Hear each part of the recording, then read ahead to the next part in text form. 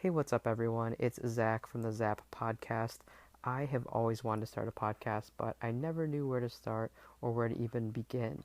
And then I stumbled across the Anchor app. I love the Anchor app because it's completely free and it has all the editing and uploading capabilities that you need right from your phone. So it's super easy and super user friendly. If you've always wanted to start a podcast, go download the free Anchor app or go to anchor.fm to get started. All right, let's get on to the episode. All right, what's up, everyone? It's Zach, and today I'm here with a very special guest. I'm here with Areano. Joe, how's it going? I'm doing excellent today, Zach. Can't complain. Football season's right around the corner. You had Labor Day weekend. All is looking up in my world right now. How about yourself?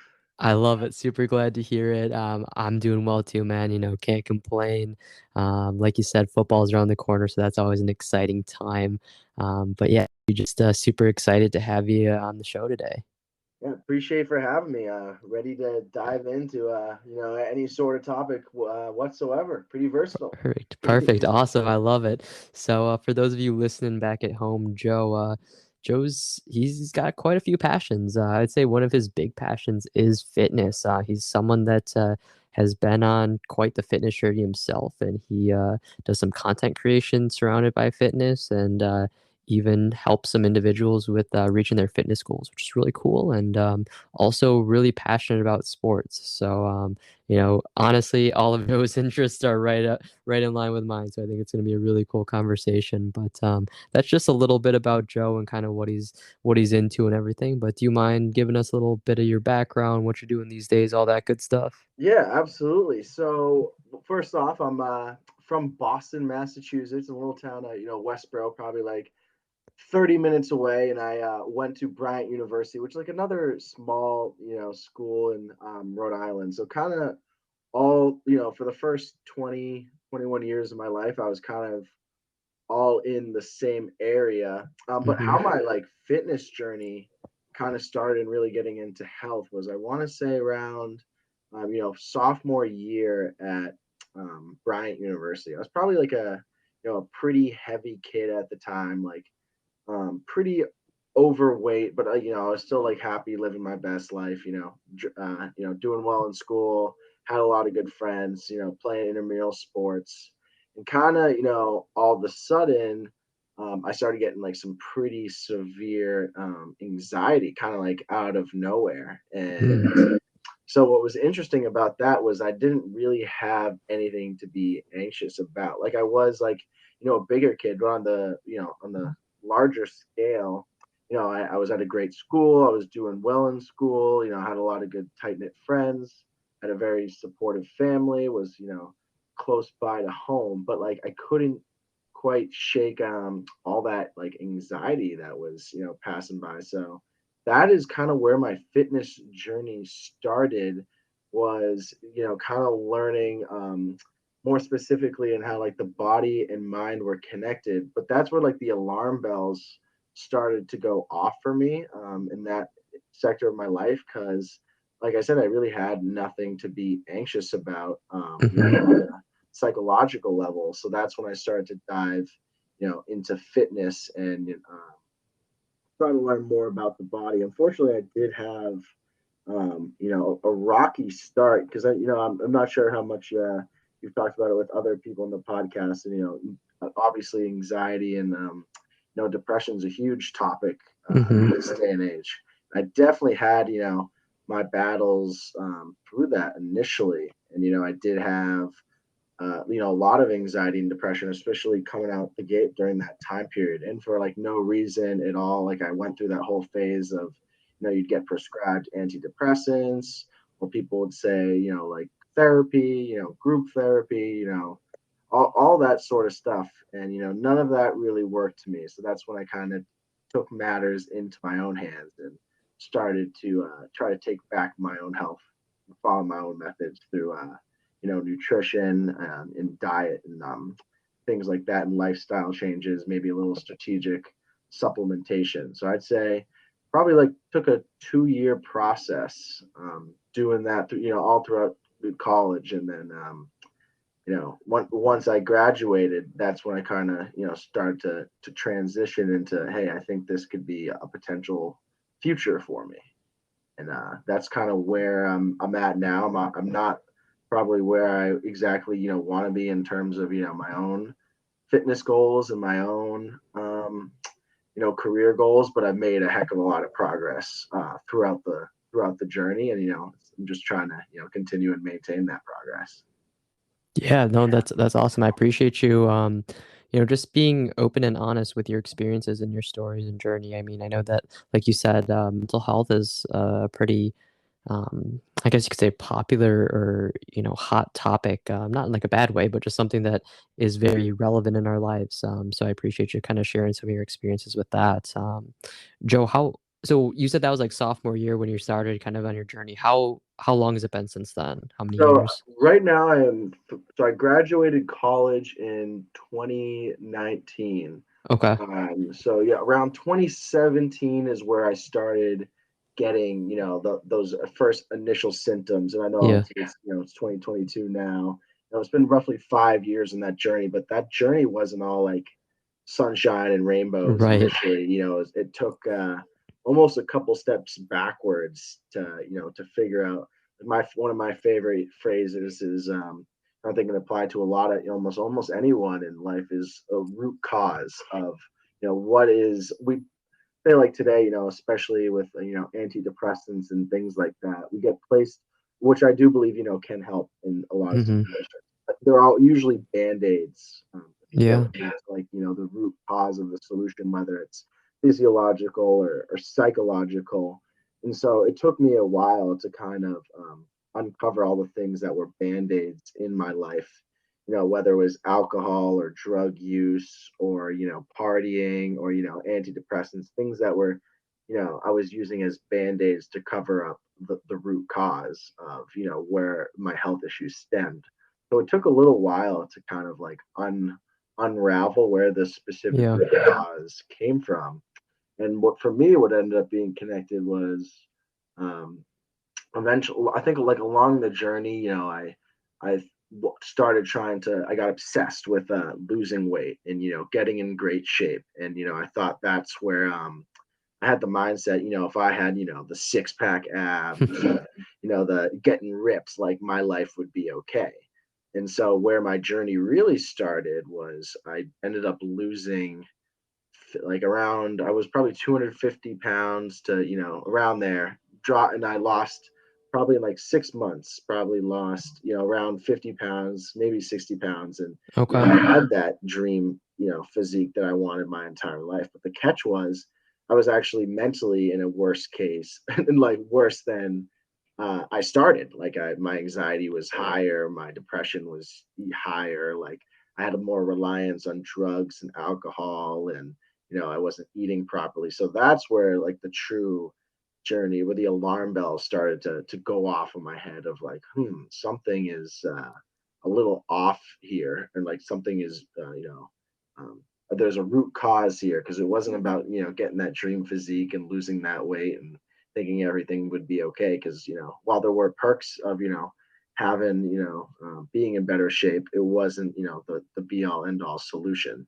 So that's where I kind of started my health journey, uncovering, what was more behind it, in terms of, hormones and feeding your body like proper nutrients, different micronutrients, were your Right. hormones balanced, what kind of lifestyle was I living, trying to limit the stress as much as you possibly can, adding in some strategic supplementation. So that from where I, lost all that weight and it wasn't the solution, that's where I started to take a little deeper dive into health and nutrition. I think one of my favorite quotes, I believe it was Rachel Shear, but a lot of people abide by this, is when they say, you know, if you don't think macros and counting calories or your calorie intake matters, then you don't know what you're talking about. But if you think that only macros and calories are all that matters, then you don't know what you talk about even more. I think I learned that the hard way when I just, thought counting a specific amount of calories and counting my macros were all that mattered. But was what really matters is, are you feeding your body like the proper nutrients? Are you correcting those deficiencies? Are you balancing your hormones. And I think that's what, along the lines I came to view, and what, that's the definition of health in my mind is, are you free of any nutrient deficiencies? Are you feeling good? Is your cortisol low? Is your hormones balanced? Can you be relaxed? Can you sleep well? Like all those things, health in totality, not just how you look. And that's kind of where my journey's been taken off, and trying to help other people with that as well.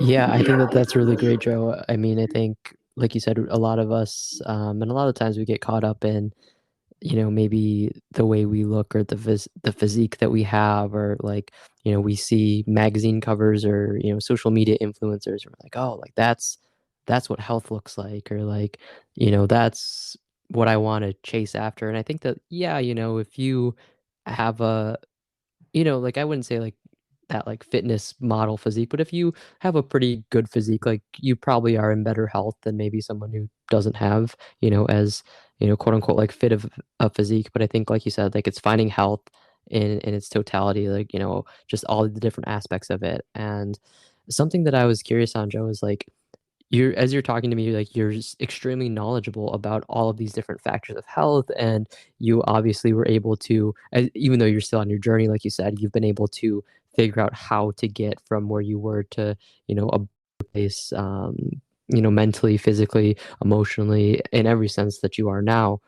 Where did that come from? Like, did you just learn all this on your own, like, just through trial and error? Did you have like a mentor that taught you this, or was there like a specific, like, person or source that you got all this information and knowledge from? Yeah, absolutely. So that was a great question. And I think, what was important for me to kind of identify, at the start, was everyone has, a different, road or path they're going down, and Mhm. everyone's starting from a different point. So, a lot of those things that I read, initially on, how to lose, weight and get in great shape, were definitely, could be some very valid things. But the problem is, every person, like we said, is starting at that different point. So for me, I was starting in a very stress state. And so a lot of those things, weren't necessarily going to solve my solutions. But at the end of the day, I just kept had that, I just couldn't give up. I kept trying to Mhm. find different solutions, and every time you fail, you get a little. One of my favorite quotes is every time you fail, then it prepares you for the next time to fail like a little less. So I think I just kept failing and failing, but each time I was getting a little closer to, that root cause that we were talking about. And I Right. think, eventually when I got down to, losing all that weight, and I felt even worse than before, I think that's, that where I pivoted is like, okay, this plan of attack wasn't working. So let's pivot here and go after something else. And I think it just by like, it could have even been a stroke of luck, which, sometimes a lot of this comes down to. Yeah. I've heard like I think it was a podcast with, it was one of my mentors, now mentors, but at the time, I think I didn't really know who he was, but it was Christopher Walker, and he kind of, Yeah. he's the CEO of Umzu, for anyone who might know that, and he's a big, it's a supplement company out based on to correct your, different micronutrient deficiencies. And I listened to a lot of his podcasts of him describing, his own scenario of, he had a pituitary tumor when he was younger, and he had, low testosterone, no sex drive, high anxiety, and high depression. And basically, his goal was, similar scenario where, no, he had antidepressants were given to him, like different diagnoses, but nothing seemed to work. He went in for blood tests, and that was similar to me when I'd go into um, doctors all the time, while I was, throughout the journey of anxiety and depression, and tell them what it was. They'd give blood tests, nothing come back, and they just give you an antidepressant. So his backstory was similar to me, and he described of, how you could start to cure some of these things, but you could correct them yourself through diet, supplementation, and lifestyle, and like maybe just changing the process around to attack that Mhm. root cause. So that's where I really delved into that and saw like his success story and how many people's lives he's changed. So I believe his book is called like the Thermo Diet, and Yeah. it's about reaching that state of health, that you once had when you were a younger person, when you were like worry free, anxiety free, generally in great shape, no problems. And the whole basis of that is because your metabolism is running super high and it's very optimal at that period of time. And then, over time, we start disrupting that metabolism. So the whole theory behind the book is, optimizing your metabolism and your hormones, everything will start to fall into place. So that's kind of where I learned all that stuff from, and kind of took my own approach on that as well.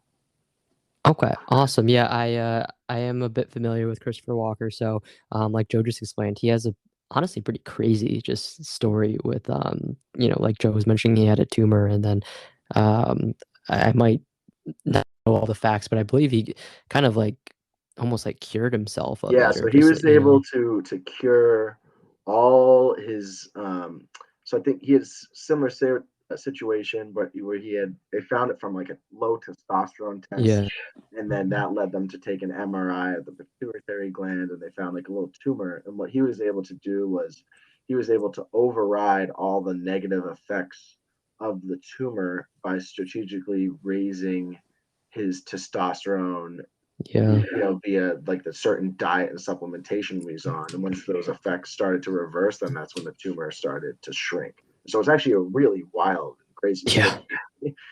it really is. And, just something else that you're sharing, Joe, that I think is really interesting and I totally agree with, and I think I want to drive home to anyone listening is like just the how much you can be impacted by like your cortisol or also as known as stress levels, right? So like the stress that we have, maybe our job is super stressful, like subjecting yourself to that stressful environment on a regular basis, like that does just like it wreaks havoc on your body. And I don't think we always realize truly how much it does. Or like I know that, anyone that's listening to this podcast who's been in school at some point, whether, college, high school, whatever, like I'm sure you've stayed up late or all night study for a test or something, and like you think like, oh, like I'll just cram it in, the night before, but really like staying up and like depriving yourself of sleep and stressing yourself out, like it's honestly just doing so much damage to our bodies. And I think it's important that you mentioned that, right, and that we understand that better.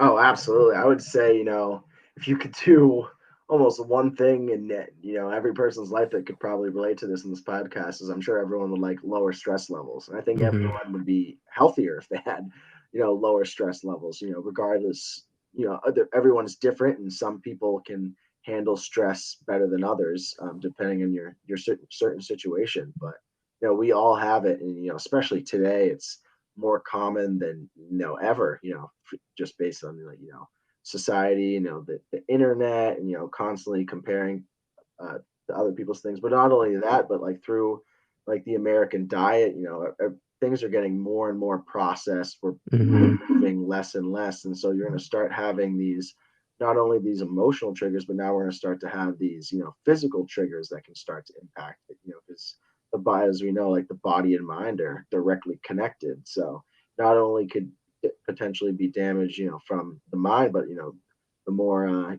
the body can also be under extreme stress. Yeah, depending on your diet, your lifestyle. Like, are you exercising, or even what specific types of exercise you're doing? It's cortisol is extremely high, I feel like, in today's society, and unfortunately, like there aren't most people will put band-aids on those solutions, as you said, with like antidepressants, or alcohol, or drugs, or even just distractions in general.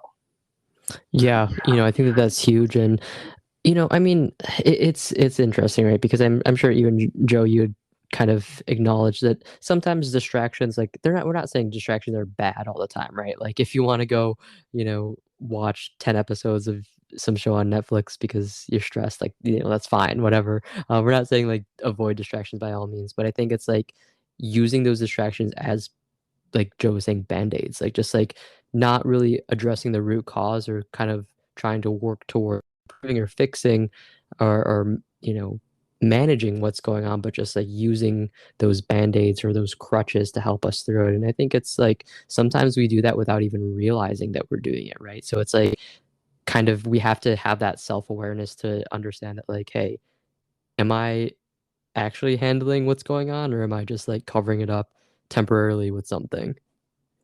No, absolutely. Yeah, couldn't agree more. And it's something, like even I struggle with, Yeah. today. You do have to, like you said, you have to find that, that balance of doing things that you do enjoy and that relax you. No, everyone is different in that sense. Like I'm not saying, cut out, TV or cut out watching Mhm. your favorite sports or, cut out hanging out with your friends or like cut out alcohol. Like, no, I wouldn't suggest anything of that, but I would strongly encourage that you take a hard look in the mirror and look and see like if you do have a certain problem or even a specific goal in mind, like you have to be really self-aware of some one thing I like to do is it's called liminal thinking. It's taking those subliminal thoughts that you might perceive as true. So for example, like if you say oh, drinking relaxes me, and if you bring that to the surface, like, oh, does drinking actually relax me? And like if you look at any sort of studies or research done on this, after a couple drinks, like your cortisol level spikes up. So it's just kind of questioning. Best way I got through it is kind of just questioning everything that I assumed to be true, in that certain sense, and relating it like, oh, is this helping me go towards my goals or helping me like solve any problems or not? And a lot of that is a lot of uncomfortable conversations with yourself. And sometimes there are things like sports or watching TV that just might fall in the middle where it really doesn't matter. But I think it's when you have a certain problem or a certain goal, you really got to raise those types of things to the surface in order to decide if that certain action can is helping you or hindering you in that scenario. Yeah, and I think like you said, they're not always or even probably should be like comfortable situations. Like it is like uncomfortable, right? To, just have that awareness and bring those things to the surface. But as cliche as it might sound, like we have to make ourselves uncomfortable to grow in any aspect. Oh yeah, that couldn't agree more. I feel like this not to get all like cliche with all like the Instagram motivational speakers, but it is true that like pain is progress. And if generally, if you're not challenging yourself, or you're not experiencing a little pain in some sort of aspect, I'm not saying physical pain, but you get the Yeah, picture that you're not, discomfort. yeah, discomfort, that you're probably not advancing or progressing.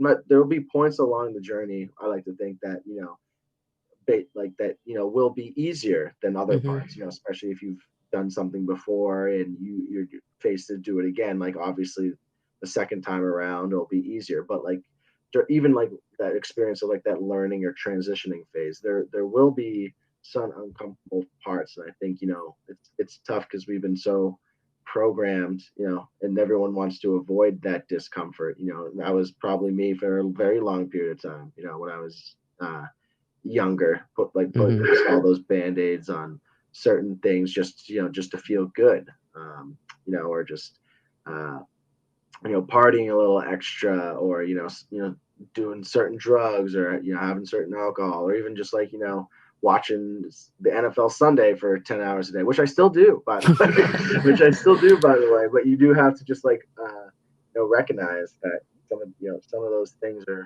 are really just, you got to push yourself a little bit further in the general sense. Is if you do feel that pain, that is generally a good indication that you are growing. Definitely. I completely agree with you there. And, Joe, something I wanted to ask you is to someone that's listening to this podcast right now, let's say that maybe they're maybe average health, or just they want to improve their health, get on a health journey, or start their own, personal health journey. What kind of advice would you have to someone that like wants to, start on that journey?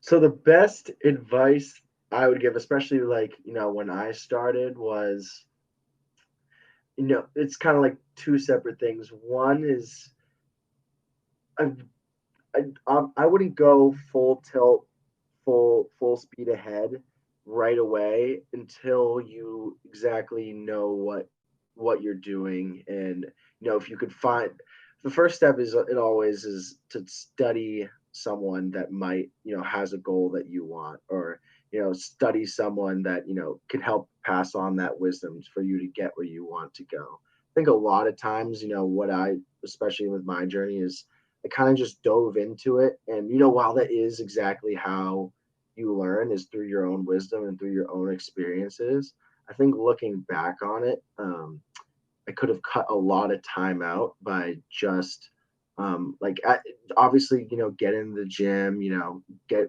walking, do things that you think are might healthy, but try to learn what the right way is to do it and pick up wisdom from other people, or people who have what you want, and just study the heck out of them, and that will speed up the process of get where you want to go. I always think of there's two ways um, to gaining wisdom, and one is through your own experiences, and one is learning through other people's experiences, but that second one can help speed up the process an immense amount. So I think my journey took me a little extra long to get to where I want to go, because I just relied on my own trial and error, which I do believe is great, and I wouldn't take it back, for the world. But I think if you focus a little bit, on just implementing kind of things one at a time, and learning from specific people, and that do have what you want.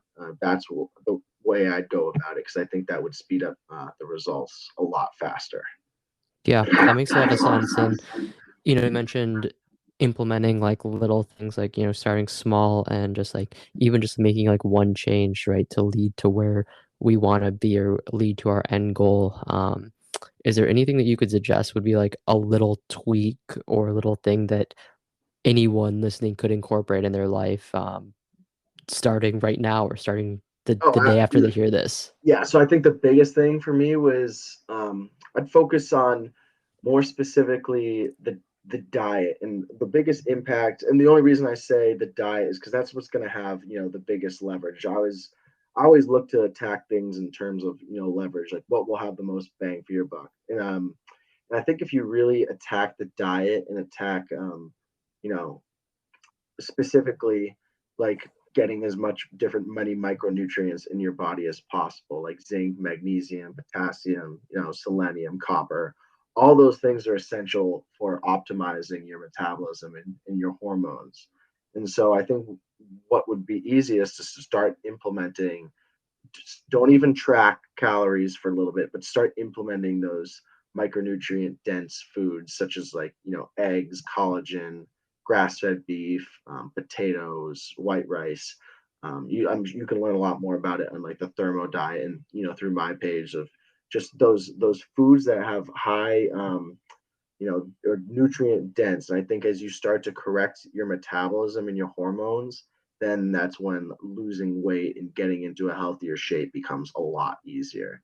And one of the biggest things for me was working on that, and just walking every day to like either maintain and lower that cortisol. But like once you can get the diet dialed in, I wouldn't even worry about counting calories right away, or even counting macros, or just like take the long haul approach with it. The long road is the short road, in my opinion. So I think in trying to fix your and optimize your metabolism is where I would start, because it's a whole lot easier to go through your fitness journey if you have that optimized. Man, I don't think I've ever heard someone say the long road is the short road, but I really, really like that. I mean, it makes sense, right? Because I think like if you try to like cut corners or go the fast route, like you might achieve your goal sooner, but you're probably not going to sustain it, or it's Oh, not, that's you know, exactly I was going with it. Is I yeah. lost all that weight initially.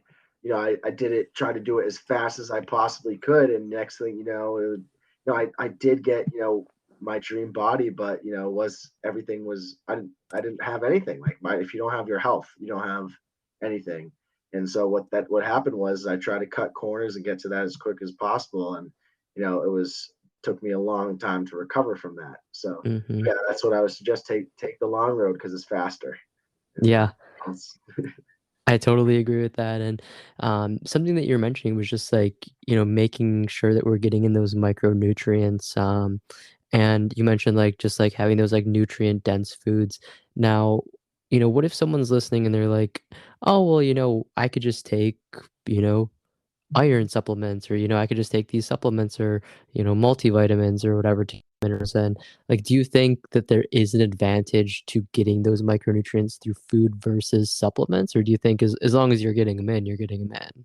So I do think so. First off, I think supplementation can absolutely be beneficial. However, if you're look at it as like a pyramid of importance, I think getting those micronutrients in through your diet, especially when so correcting those micronutrient deficiencies, studies show that you actually have to like almost eat triple the amount of the average person of those specific de- nutrients that you're deficient in order to catch up back to regulation. So I don't think that supplement is like the icing on the cake, in my opinion. Is but when you're trying to correct those deficiencies, I think getting it through your diet and supplementation, diet rather than supplementation, will be the fastest way to correct that. And it actually happens relatively quickly when you're eating those foods in high quantities. Your metabolism actually catches up much quicker than you would think. Then supplementing with that is the icing on the cake, and it even can help with maybe some specific micronutrients that you are deficient in that are just like really hard to acquire. Like I know copper might be like a difficult one to get in there. Selenium, which is hot, like popular in oysters or shellfish, and you may have some shortcomings in your diet that you may not be eating those certain types of foods, and you have to make that choice of maybe I incorporate that type of food, or I can would supplementing with that be easier. But I don't think supplementation could cover all bases, but I do think it could be a nice icing on the cake.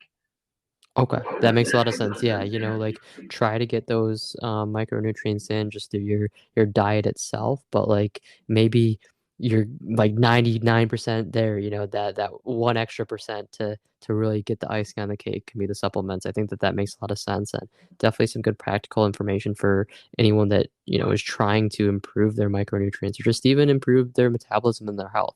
Just focus on those micronutrients. And I think a lot of us are conditioned on like macros, macros, macros. It's all about the macronutrients. But not to say that, protein, fats, and carbs aren't important, but, I think that sometimes we hyper focus on that and forget about the micronutrients. So definitely, I like that you mentioned that. Yeah, that's exactly where you're right. Speaking right into my wheelhouse. That's where that's where my journey stemmed from. Is Hmm. just focusing on the well. I would still say it is part of the bigger picture, but not nearly as a bigger picture of your overall health. Is like, yeah, we do really hone in. It's like we want to look like the models on the covers, and we of like and all the famous Instagram influencers, and be like actors. And I think we try to get those results as quickly as possible, but what's not shown is all the work that goes behind the scenes into getting those types of things and to keep it sustainable. And yeah, that's where I think focusing in on more nutrients is where it becomes more sustainable. Hmm. I would think of it is in terms of momentum will come and go, but consistency will bring back your momentum. But it's really hard to constantly have that momentum if you don't have that energy flowing through the body. And where that energy comes from is those nutrient dense foods. And so, like, while I do think people can make like pretty quick progress, you could even ignore those nutrients, and you might like get to you want to go faster, but I promise you it won't be very sustainable, and Right. it will just take you longer to get back to where you want to go. Yeah, I mean, I completely agree with you, and I think that those are really good points. So definitely, I think that that is probably like the take home piece of information that we've, talked about so far in this conversation. Just like take the long road, because the long road's going to be the better way. Like it's, you're not trying to, you don't. I highly doubt someone listening to this. I mean, if they are cool, but I highly doubt anyone listening to this is like, trying to prep for like a bodybuilding competition and they have like a month to, get super lean or something. So like just take the long game, go slow about it. I mean, we've all probably heard slow and steady wins the race. So I think that that's definitely the key point here. But Joy, I want to kind of switch gears and pivot a little bit because I know we could talk about this for days, honestly. I know you're a big sports fan, and sports are a big passion of yours. So, what's if you had to pick, what's your number one sport? Oh, so hands down for me, it's basketball. I always Okay. like to think in a different lifetime I'd be playing in the NBA. I'm a huge live right outside of Boston. I'm a huge Celtics fan, and lucky enough, where my family has had season tickets for quite some time, and that's I live and breathe the Celtics basketball. But big Pats fan as well, and could love sports, and honestly, sports have been such a big part of my life, and honestly a very underrated part of my life. I know we were given a little shade to sports earlier in the conversation, but I do think sports are such a big part of life of that mental aspect of you're doing something you truly enjoy, and you're doing it with friends as something to bond over, well, whether you're playing or watching. And I think sports are what brings people together. Yeah, In I that totally agree. I think it's like case. it's a great outlet, and I think that, like, think about going to a sporting event. It doesn't matter what sport, doesn't matter what team. Like, when you're at one of those games, assuming you've been to a game, or if you haven't, visualize what I'm about to say, but like if you're at a game and the home team that you're there to support, like if someone makes a crazy like shot in basketball, or like an insane goal in hockey, or hits like a towering home run in baseball, or crazy trick play in football, whatever the sport is, like everyone just goes crazy, and like you have people next to you like high-fiving, and just like you say like, oh man, did you see that? Like it just forms such community with like complete strangers. And it's like it's hard to think of many different things in life where like you can connect with someone that you've never met because you're just there for like the same reason. No, I mean half my friendships are, I mean more than half, almost all of them are based on sports. Yeah. Whether it's talking about your group chats, hanging out in person, we're always watching sports. From fantasy to planning days around going to games. It's like you can't. I know, and you're a big Detroit fan too, aren't you? I am, yeah, big Detroit sports fan. Kind of unfortunately with how the Detroit teams have been doing lately, but I'm a big believer in the future for the teams. And yeah, the Lions look good this year. The Pistons might be on the up and coming, but Yeah. yeah, I mean, I'm a little scared that I have high hopes for the Celtics. Don't get me wrong. I think they'll be ideally back in the finals. I love Yeah. what they did with the team, and they added Brogdon, which is a huge pickup. But I am very worried about the Patriots this season.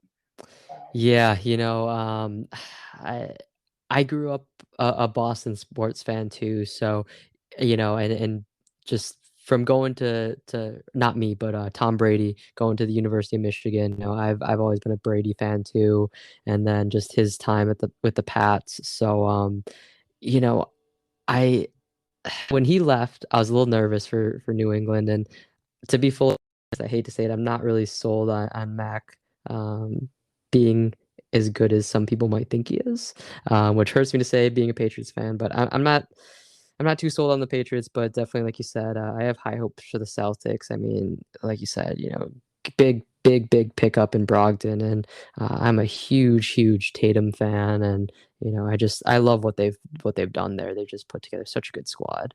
Have you gotten out to the Garden before, the TD Garden? I have not. I've only been to Fenway, Oh, Fenway is in electric. regards We're, to we're like, gonna we're yeah. gonna have to get you out to the Garden. Probably one of the best basketball atmospheres. And I went to the game last year where Kyrie came to town and the Nets. Oh man. I went to both those home games, and it was the Yeah, loudest of every time he touched the ball. Profanity just being yelled at him, and sure. the whole stadium, erupting. Nothing gets most Celtics fans are the best and worst in the world. They Yeah. love their basketball, but they'll do anything to try to get their team an edge. Oh, for sure. Yeah. And being such a big sports fan, I definitely have the goal of like going to as many different sporting venues and seeing as many games live as I can. And the Gardens, it's up there. like if not the top place that I want to check out. So definitely need to get out there at some point, man. I mean, the game would be insane. It doesn't matter who they play; it would just be so fun. And just being a Celtics fan too myself, I will say I'm a bigger Pistons fan, but still supporting the Celtics. It would be sweet to see them play live. So definitely have to make it out that way. I am curious now. Do you have a favorite Celtic? Like, doesn't matter Oh, if they're current or not. oh, favorite Celtic ever. Might be two different Okay. questions. I think favorite Celtic ever has got to be KG.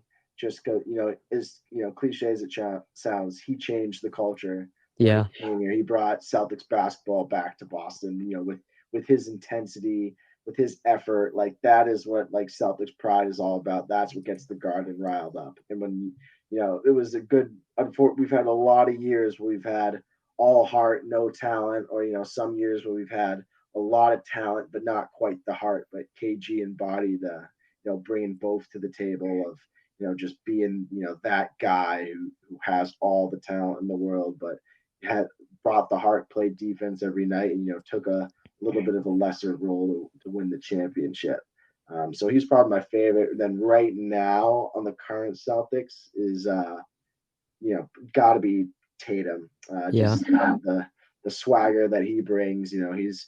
I mean, I love Jalen Brown too. Probably, that's 1 and 2 right there. And Jalen actually had a better finals than Oh yeah. Tatum. I was at the finals, unfortunately, in Game 6 when Curry hit that when the Warriors won and Curry did the night on us. I was there for that, and that was.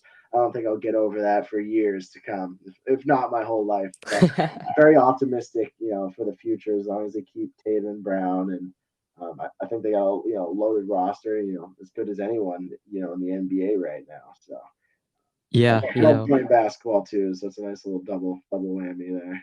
yeah, for sure, for sure. And I love those picks and KG, incredible. Just I love I mean everything you mentioned is what got me to fall for him as a player when he went to Boston. And just, that whole team, with KG, Paul Pierce, Ray Allen, just everyone, even like Kendrick Perkins, Big Baby, Glenn Davis.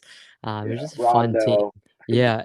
And DJ Brown. that's what I was gonna say. Like I think my favorite Celtic, just like from my lifetime, being 26. So like just the people that I've seen a lot of and watch a lot of just like videos and highlights of is honestly Rondo. I just loved Rajon Rondo. Just I grew up playing point, so just like having the like seeing the way that he facilitates and like I mean if you see some of his stat lines from like in his prime where it's like I don't know, like 5 steals, like 12 assists, like it's just like crazy numbers. And you're like, he didn't have to score all the time. He knew his role. He could get you a basket when he needed it, but he just did such a great job running that offense.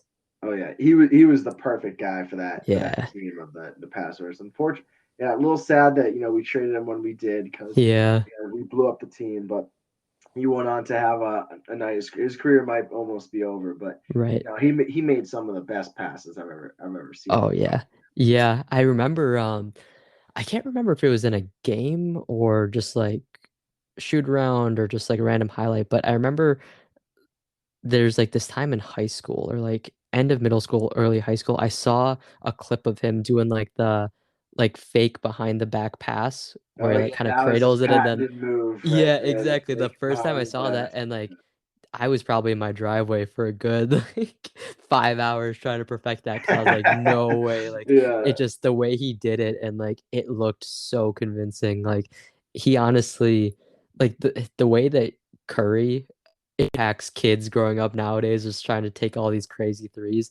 Like Rondo was the guy that influenced me when I was playing and even like playing intramural in college, I was like, dude, I just want to be the Rajon Rondo of my team. Yeah, I mean, he had some great highlight plays. Yeah. He was probably the most electric passer, at least in recent Celtics history. But I think once he retires, so all said and done, like people will they'll for I think he's been an very underrated player, especially in terms Totally. of a point guard that I think he'll be missed more when he's gone. I know he's jumped around from team to team here towards the end of his career, but he was one of the coolest point guards to watch. Yeah, I totally agree. And your pick of Tatum, I'm huge on too. I think he's an incredible talent. He's arguably probably going to be, in my opinion, one of the faces of the NBA for years to come. And I know he was getting some hate on his finals performance, and yeah, you mentioned it too. Brown had a better performance, but Brown's a heck of a player, so I'm not. That doesn't surprise me or anything. But like he's still young too. That's the thing, and this was his first finals, right? So I mean, like cut him some slack. He did great throughout the whole season and in the playoffs. So like this is just a start for that team. As long as they can keep it together, and as much as I think KD's a good player, like when there's talk about KD going to Boston, I was like, don't blow up the team. The team is right there. They just need to get more experience and maybe add a piece or two, but they're a championship team as they are. Oh, yeah, absolutely. I think they're right. They're right on the door. I think Yeah. that's like the biggest question in Boston sports right now is will they break through? Because they Yeah. have all the talent in the world, and if Tatum and Brown keep improving every year like they do, like they're right at the door. And that's going to be the biggest. That's probably the biggest storyline in Boston right now is will those guys break through? Because especially with the offseason addition of Brogdon. I know Mm. Gallinari just went down, but like they seem to have all the pieces in place to do so. And if Tatum and Brown can play like Tatum and Brown, even take that next step, there's no reason they can't bring that Banner 18 back to Boston. 100%, man. I'm super stoked to see how that team progresses and just what the future looks like for them. So yeah, no, I'm super glad that we got to talk some basketball, especially Celtics basketball here. Just it's like we said, sports can be so great and something that just bonds people together, and is truly a passion for obviously both Joe and I. So, Oh, we if could if do you, a whole podcast on the state of the NBA. we could 100%. Maybe we'll have to do that in the future. Have you Yeah, back and just chop it yeah, up about the NBA and everything. But absolutely. yeah, but Joe, as we kind of wrap things up a bit, I know that you're using kind of like your social media to put out content to help people and to help people reach their health and fitness goals. Are you um like currently like taking on people for coaching, or like what's that kind of look like for you right now? Yeah, so I'm pretty much on a one platform on Instagram, and that Hmm. is at Joe Areano on Instagram. And what I am doing is kind of taking, one-on-one coaching calls to, kind of um, at this point bring people. There is like a program I have, but in my mind, I do know everyone is in different states of health. So kind of what I've been, working on and adapting is um, being able to help those people who are different states of health, especially more working on the mental health side of it. Through like we said, lowering cortisol, optimizing your hormones through incorporating things that you can do with your body, for example, like losing weight and lifting in weights, and trying to bring it all into one system. I think that's how the body operates at max capacity is operating under one system. So I kind of take a more holistic approach at the whole thing, and like we said, try to get to that root cause for the specific person. Not everyone has the same root cause, but Sure. with my story, um, I didn't delve as specific details, but I struggled for years and years finding that cause. So I know what it's like when you go to the doctor, you try to get your mental health right, or you're trying to lose weight, and you just seem to be constantly stuck. So I think that's basically what I'm doing is helping people get on the right path to reaching their goals, whether it's mental health, physical health, or even both. I love that. I think that that's so super important, and just the combination of mental health and physical health, like they just go hand in hand so much more than we even realize. So I think it's awesome that you're helping people on that journey. Are you currently able to take on more people, or are you Oh, kind of absolutely. Yeah. booked? So Okay. right now I operate, yeah, I can take on it, as I'm set to be taking on one-on-one clients. I think the best approach for me is, while I do have a group me where I have put all my clients in, I do offer, one-on-one coaching calls, and I do about one per week. And that's also included with, like, specific meal plans, specific calculations, and different depending on, your body type and what your goal body is, and as well as trying to specifically find that root cause and how we can go about optimizing, because everyone's scenario is different. So I take a little Right. more of a one-on-one personalized approach with it. But the foundation is correcting your hormones and your metabolism, and everything else, and will fall into place as we get that addressed. But that's what my number one suggestion would be, was to, like as we said earlier, attack that, metabolism, attack that root cause. Most things throughout the body are directly linked to your metabolism, and usually the higher metabolism you have, the better your body is functioning. As we know, the body and mind are connected. When the better that your body's functioning, that's when the mind starts to change too. Yeah, definitely.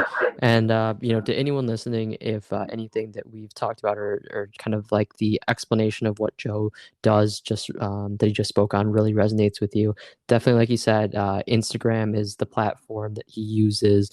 Yeah, Joe just shoot me a Areano. DM. Just shoot Yeah, me a DM saying will help or something like that.